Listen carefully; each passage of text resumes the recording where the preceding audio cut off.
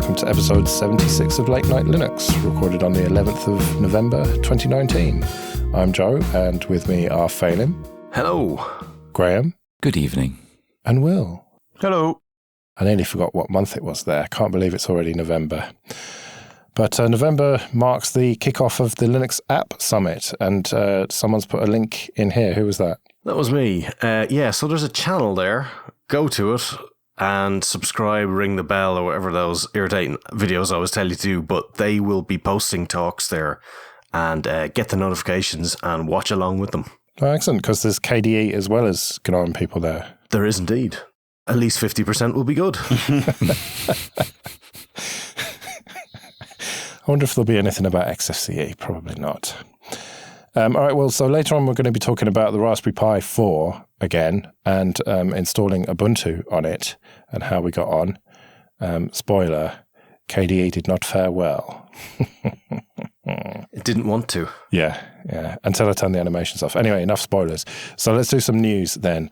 So the first one then is that Google have got a new WordPress extension, which is open source, but is somewhat, what's the word for it? Data hungry.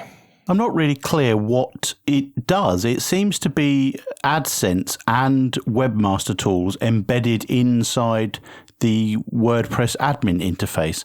Have I missed something? Well, yeah, that pretty much is it. I think what it does is just simplifies what a load of people were hacking together, putting in the various JavaScript and stuff that you need to make it all work, just in a nice, handy extension that gives you like the heads-up dashboard or whatever, showing you how your site's performing and all the rest of it, with Search Console, analytics, insights for whatever, just all the bollocks that you're supposed to do if you want to properly SEO your website, all the stuff that we are not doing on our website. So it seems like it is probably really useful for people. I don't know why it's open source. I suppose it's just a good look for them to be open source, maybe. What is the open sourceness of it, though? Is it just the client that you embed in the website that is served to people, the JavaScript? Because making that open source is nothing special, really, is it? Because you could unminify the JavaScript anyway and see exactly what it's doing. I imagine all of the services that it's calling out to, well, I don't imagine it. I'm 99% certain that is the case, that they're calling out to web services that Google provide, which are not open source. So, Phelim, are you going to install this on all the websites you look after then? Oh, yeah, totally. I'm going to run it on my own machine as well. Yeah. If I can give them as much data as possible, I'm going to just send it straight to them. In fact, given their offices here, I'll probably ask one of their developers to come out here and sit beside me all day while he's at it. Yeah, looking over your shoulder.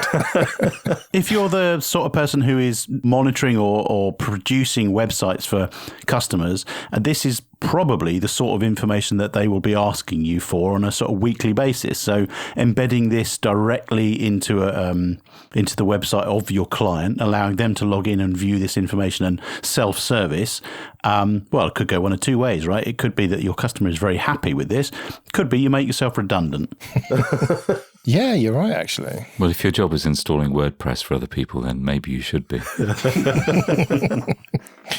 I don't know, man. WordPress does get pretty complicated when you start hacking it and stuff. I know. And I say that. It's a great piece of software. It's just become a cliched behemoth over the years. Yeah. Well, our site runs on WordPress. And, I have made sure that I've not made any changes to it so it can properly auto-update and everything.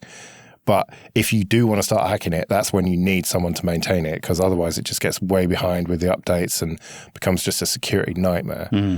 But I think this will actually help with that because it makes it less hacky. You just install this plugin and then jobs are good. So it's probably good for the health of the web in a weird, fucked up way. All right, well, sticking with Google, they have open sourced the SDK and libraries for Cardboard, so you can make your 3D VR bullshit work on phones. But I don't know. I talked about this on Linux Action News yesterday, and my kind of working hypothesis here is this is Google's way of killing it, but they're killing it in a sort of good way by giving it to the community rather than just discontinuing it. But I could be wrong. I don't know. Maybe VR is the future and the present. I think you're absolutely right. I think a few years ago, we were all breaking our phones trying these things with Google Cardboard, and a lot of that early momentum disappeared, especially from Google. They created some really nice apps or experiences, as they're called in VR or AR land. But I mean, this is actually coming at a time when I think Apple seems to be doing almost the opposite. They've made some kind of tentative arrangement with Valve to kind of license some of Valve's VR expertise, and there's rumors that 2022 they're going to launch some AR. I know I've said this before, but I think it's a really great human-computer interface, and it will become the way that lots of us operate computers and interface with our computers. But yeah, it's such early days because the technology just isn't capable, and that's the same with Google Cardboard. That's stuff like, it's all the tracking and all the clever stuff that the kind of that stuff can be used in other open source projects, which is good. I think that it's a mistake to conflate AR and VR because augmented reality is like a totally different thing, isn't it? I think the kind of software behind it's very similar in that you have to track your user space. You're either, for proper AR, really, I think you want kind of 3D reprojection of the world around you. So you might even build 3D models out of the real-time camera inputs and things like that, rather than just a pass-through that they used to do. So I think they are related if you think of kind of AR being a projected image of your world into VR space. Don't you just hold your phone up and catch the Pokemons? I know it sounds all so futuristic, but I still find it exciting. I think it's sad that Google's probably out of the game for now. Oh, we didn't mention that it's November 2019. If only we were in Los Angeles, eh? Yeah, I know. I mean, this is the month that Roy Batty dies. In the year that he dies, and for real. It's all too confusing. Yeah. We need a keyboard intro just at that point. Yeah, get on one of your synths, Graham. I could literally do that sound if you gave me a minute. Do it. No, don't do it. We might get sued or something. No, I'd be inventing it. I could do it. Honestly, I really could do it. Do it. All right, go on then. I just got to find a patch.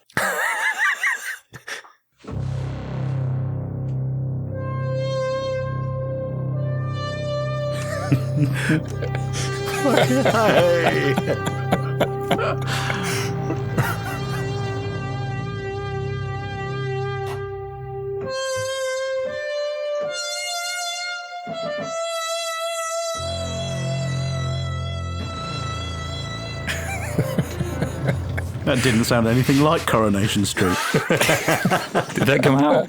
Yeah. Yes. Right, well, this definitely can't go on YouTube now with that. It's slightly different. I did it slightly different. Well, who knows where it's going to go, but I suppose it's good that it's open source. It's better than it just dying and going away, but I don't know. I can't see Google contributing to it much. They say they may contribute to it in the future. We'll see. All right, well, now we take the piss out of you, Will, for recommending Ubiquiti network gear. You bastard. Yeah, sorry about that. Yeah, we had like a whole episode about networking setups and how you'd recommended Ubiquiti gear to Phelim. There was that case that's ongoing about GPL non-compliance and stuff. I don't really know enough about the legalese to know what happened with that. That was a month or so ago. And now it turns out that they pushed an update to the firmware, which is collecting telemetry of some description and phoning home with it. It sounds relatively innocent, but it also was without telling anyone.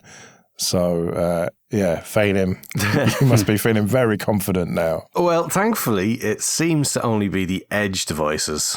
So I don't have one of those because I've got a pfSense box that does my Edge on my network. So I only have the access control for the Wi-Fi gear. So I don't think it affects me. Yeah, because they're definitely not collecting any metrics on that then. Well, they're not going to get much out of me anyway, but yeah, go for it.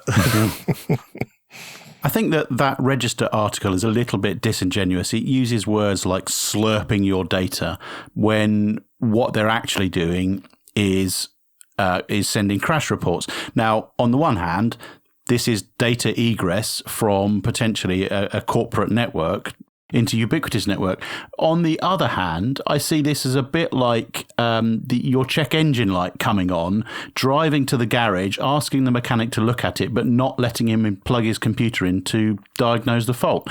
This is, if you, on face value anyway, this is error reports and crash reports. This is useful information, which they have said does not have any identifying information and is nothing sensitive in there. Whether or not that's true remains to be seen. If you take it on face value, I think that there is value in them having access to these crash reports. It will make things better for everybody. But yet again, they have gone about it, well, a company has gone about enabling telemetry without communicating it first and without communicating it clearly and getting people to opt in. We've seen this time and time again over the last years. It seems silly. They should know the sorts of reactions that people are going to have to features like this. Yeah, and it's odd that they say it's GDPR compliant, but not to highlight my lack of GDPR, but I'm pretty sure you have to consent to something before they can take it away. Well, I am not a lawyer, but I think if it's not personally identifying information, like you can't tie it back to an individual, I don't think GDPR applies, but I don't know. I don't believe them, because how will they know that it's not a repeat?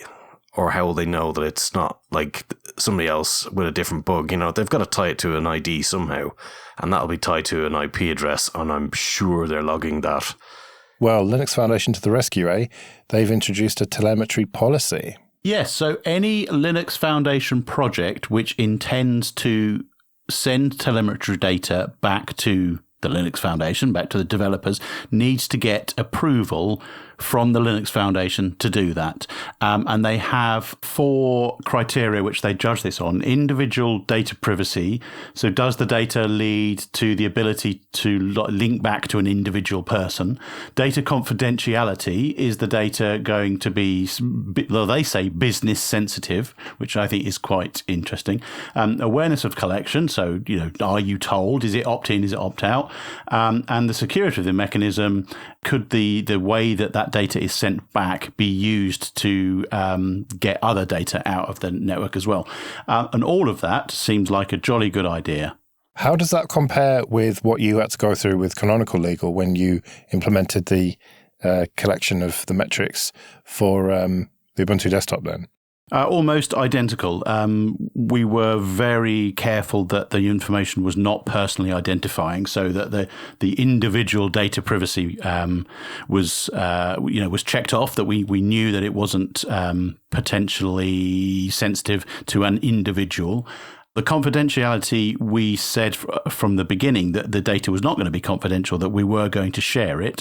When I left, we were very, very close to being able to publish that data, and the design team had done an in-depth report on all of that, which was getting ready to be published. Awareness, we talked about it up front. We got feedback from developers, and we told people about it in the first login wizard. And then the security of collection, we use HTTPS. We make sure that the data is encrypted in transit. And then our IS team set up all of the database, the storage information. So, that was done by professionals, not by some guys from the desktop team who've read a book on databases. I think this is a good thing. What I found particularly interesting in that policy is any telemetry data collected must be approved by the Linux Foundation, must be fully documented by the project community in its public documentation. I think that's going to be really interesting if any of those companies, if that means they have to say exactly what they're collecting and at which point they're collecting it. They also say that the collected data should be available to all participants in the project community. Does that include the people whose data was collected? Sounds like it. Yeah. That's quite open, and I'd be quite interested to see how that pans out, unless they're just kind of caveats that don't basically get affected. Or is this just a way to stop people collecting telemetry data in Linux Foundation projects? If you look at this list and you have to deal with the legal department and they're going to basically shut down anything you say unless it's like really strictly adhering to this, it's just going to put people off, isn't it? Yes, but I don't really see why the Linux Foundation would do that. I mean, they've got lots of companies that are members of the Linux Foundation that obviously do this all the time. So I'd have thought they'd want to set like a level playing field of expectation for those that want to do this, which is a responsible thing to do. Yeah, we're not talking about just companies that are members, are we? We're talking about projects that are under the Linux Foundation banner. Yeah. It'd be pretty fun if it was any company who's a member, so we could get all Google and Microsoft and everything. You're right, but I mean, it's obviously they're members of the foundation, so it sets a good precedent of how maybe the foundation might expect them to behave, Microsoft. Seems unlikely. Come on, I can dream. You can dream. But there are a lot of projects that are under the Linux Foundation umbrella now. So this is good. This is very good. Although the kind of flip side is that if you're going to be really draconian about it like this, which you probably ought to be, then I think it will put people off, and that will ultimately mean that projects don't get the data that they otherwise could get. But I suppose you have to be proper about these things. You can't half-ass it, and that's what they're saying here, that you just can't half-ass it. You've got to do it properly. So yeah, ultimately this has got to be good. But speaking of Microsoft, they've been having this Ignite conference thing. They've had a couple of them going on. Although I haven't tracked it too closely.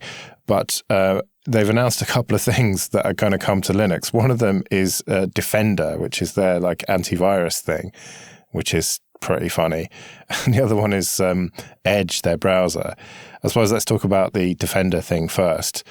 I mean, does anyone use antivirus on Linux? I know that's a bit of a meme, but like, does anyone? Well, I think the story here is about Microsoft recognizing that Linux machines are part of an enterprise's estate. And one of the most common reasons that I have heard for people not being able to deploy to Linux within their enterprise is that Linux doesn't adhere to their IT policy. And their IT policy is written in a very Windows-centric manner. And so, for example, if the IT policy says you must run Microsoft Defender on your computer, well, now they can do that. It's another tick in the box. So I think this is potentially good news for deployments of Linux into enterprises because it unblocks what was a potential problem. But yeah, the flip side is, no, I don't think people do run antivirus on Linux. I'm sure they do, but I don't know anybody that does. Sorry, everybody. A mail server maybe, and on a Samba server perhaps, where, you know, vastly the clients connecting to it are going to be Windows. Well, yeah, do you ever deploy it then, Phelim? No.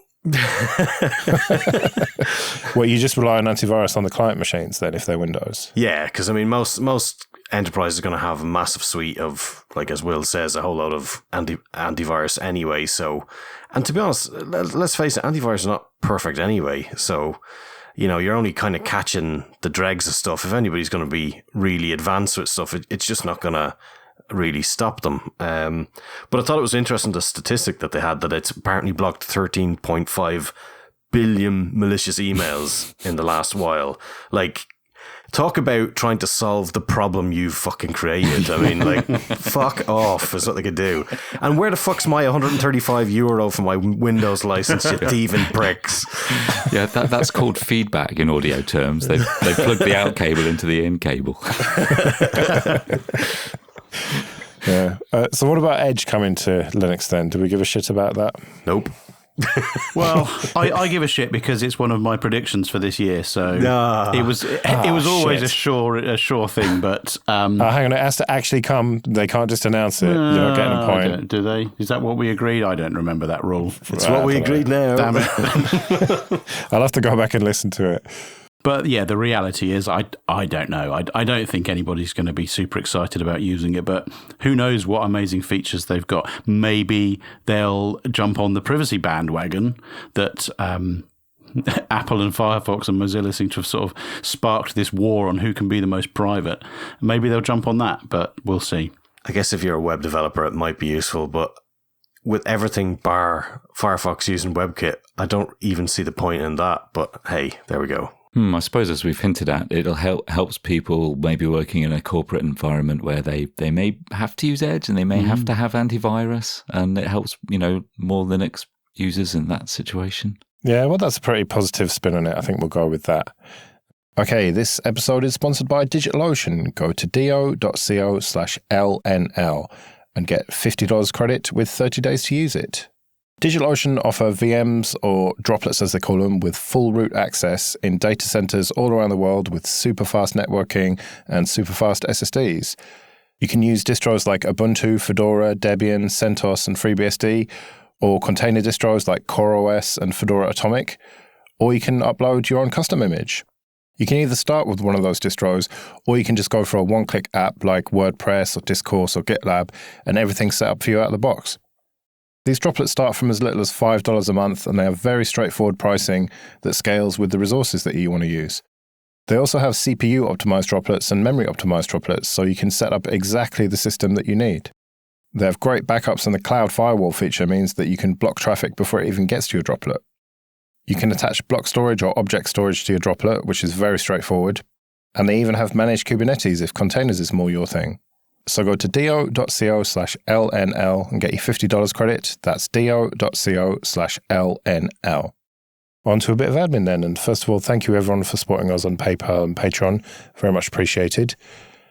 And remember, you can get an ad-free RSS feed if you pay $5 per month. And it has come to my attention that people may not be aware that you can support at a lower level. So we've added what we're calling tip jar at $1 a month. So just whatever you want to or can contribute, every little bit helps. You can get the link to that at latenightlinux.com/support. And if you want to get in contact with us, latenightlinux.com/contact. And there's a secret hidden level. If you manage to hit it all the way up to 4 nines, fire ahead.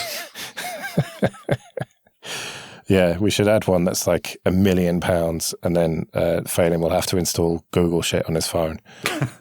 I'll do it. Invite Google round to watch him do it. Yeah. So when Ubuntu 19.10 was released, there was a bit of a stealth release as part of it, and that was an image for the Raspberry Pi, or rather two images, 32-bit and 64-bit, ARM, of course. And that somewhat passed me by at the time. I was aware of it, but wasn't that interested because it's just a server image. But then Sean Davis of Xubuntu fame posted on his blog how to install Xubuntu on 1910 on the Raspberry Pi 4. And so I was like, I have to try this. And I did. And it's a little bit convoluted. Graham, you've also got a Raspberry Pi 4. Did you try this? I did, yeah, I did. It is convoluted, and there are a few kind of teething problems, I think, with the Ubuntu kernel and USB support with the 4 gig Pi that you also get on Ubuntu Core. But I think they're going to be sorted out. But it didn't stop me installing it, at least with one of the images. Yeah, so I went for the 32-bit because, yeah, as you say, there's this bug at the moment that is going to be fixed. And funnily enough, there was a post on the Ubuntu blog about the roadmap for official support, which says they're going to fix that bug. The long and the short of it is, if you've got a model with the 4 gigabytes of RAM, then you need to limit it to 3 gigabytes of RAM. Otherwise, a USB port stopped working with the 64-bit image. But with the 32-bit image, seemingly I could see all 4 gigabytes of my RAM, so it was all good.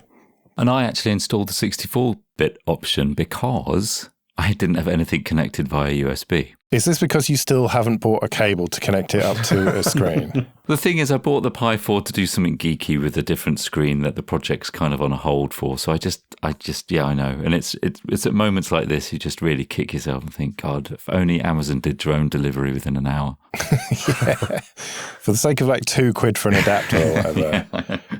So you do this over a VNC session then? Yeah, that's right. So I got a server installed and then installed all the packages via SSH as you would, and then installed Type VNC and ran XFC from there.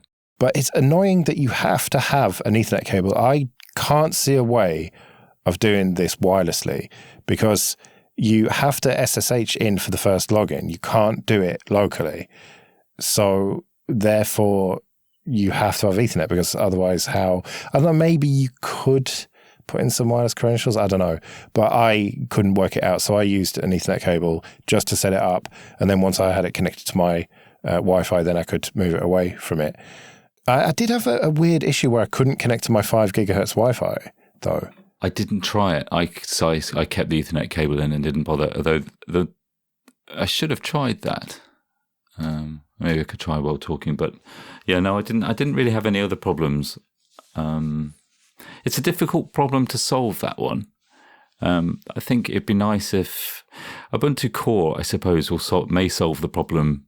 Even they need a screen and a keyboard, I think, to log in at the moment. It'd be nice if there was some way of automating the image building before you actually write it, so that you didn't have to do this manually. But you're right. Once you get Xubuntu running, it's just Xubuntu running on a fairly slow-ish machine, but way faster than a Pi 3. Unfortunately, it's just not as good as Raspbian. I don't know if you've got much experience with Raspbian on the Pi 4, but there's just little touches that make it just that little bit better. I mean, there's no Bluetooth, there's no audio here. I did use a USB interface for audio, and that worked fine, but just you can really appreciate how far Raspbian has come to know that you can get one image on a card and put it in a Pi Zero or any of the others, and it just works perfectly. I had this weird problem. I've got this 1440p screen, and so you boot up the Pi and it says it's 1440p, but it's only showing at 1080p, but half your fucking screen's cut off. And so then you go into the settings and select it to be 1080p, and it seemingly doesn't change, but it just makes the whole thing smaller. Whereas on Raspbian, it gets full 1440p, super crisp and everything. So, I mean, this is not designed to be a desktop. This is a bit of an ugly hack, is the bottom line. But I thought, right, I'm going to take this ugly hack to the next level.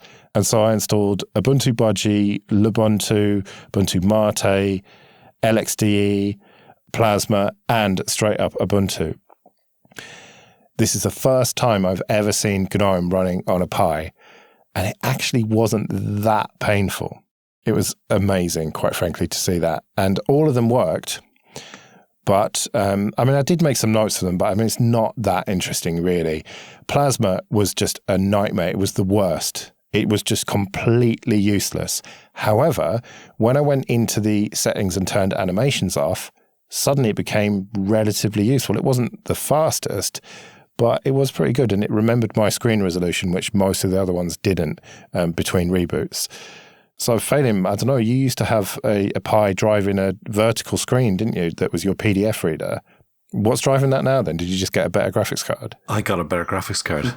I got an AMD graphics card, so I don't have to mess around with any drivers. Yeah, I'd imagine probably with the graphics card in the Pi, it's probably just not quite enough, or maybe it's just not been tuned enough yet for the driver level for the stuff that Plasma will be trying to do. But I mean, as you say, if you turn off the animations, you're in a much better place. Yeah. So XFCE was pretty fast. Budgie was just unusably shit, unfortunately. LXDE, as you'd imagined, because that's what Raspbian uses, is very snappy. Mate was just Ubuntu Mate, really. It was pretty much like the 1804 and the Pi 3, really, but slightly faster when you turn compositing off and a bit faster than the Pi 3, as you'd expect.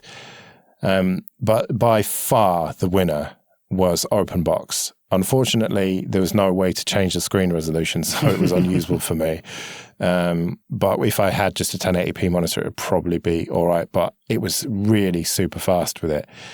But I just keep going back to Raspbian and how good that is and how polished it is. And I know that Martin Wimpress has said that he's going to make an Ubuntu Mate image for the Pi 4 over Christmas, probably.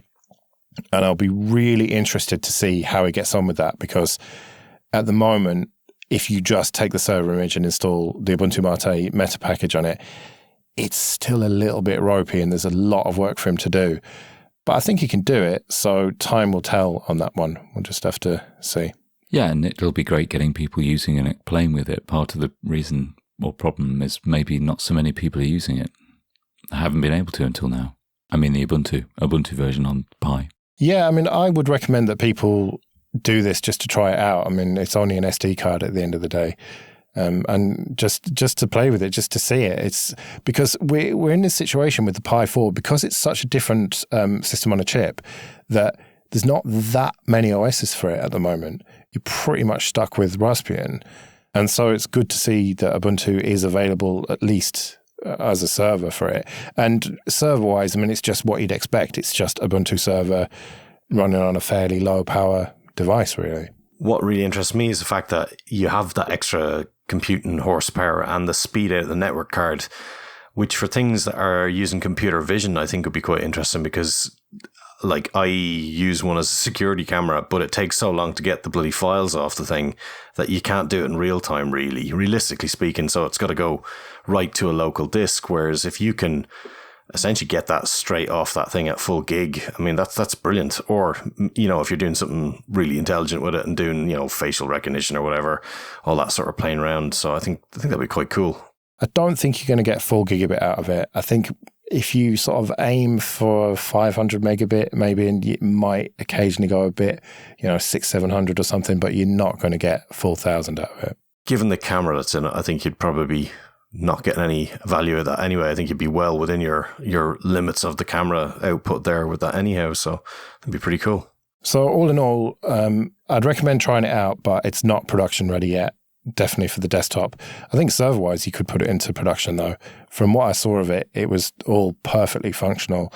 And I didn't do any benchmarks against the Raspbian Lite or whatever, but I'm just more comfortable with an Ubuntu server rather than Debian. There's just a few little differences here and there that just make me more comfortable. So if I was going to have a little NAS or something like that, then I'd definitely be installing the Ubuntu image. And I don't know whether I'd bother with 64-bit, really.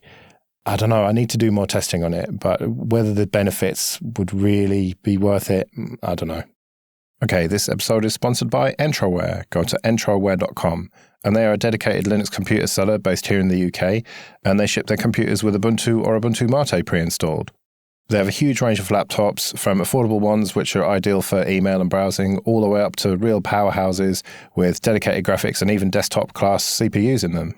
Almost everything's configurable with the amount of storage and RAM and what CPUs they have. And if you can't find something that's exactly right for you, then do get in contact with them and they'll do you a custom order.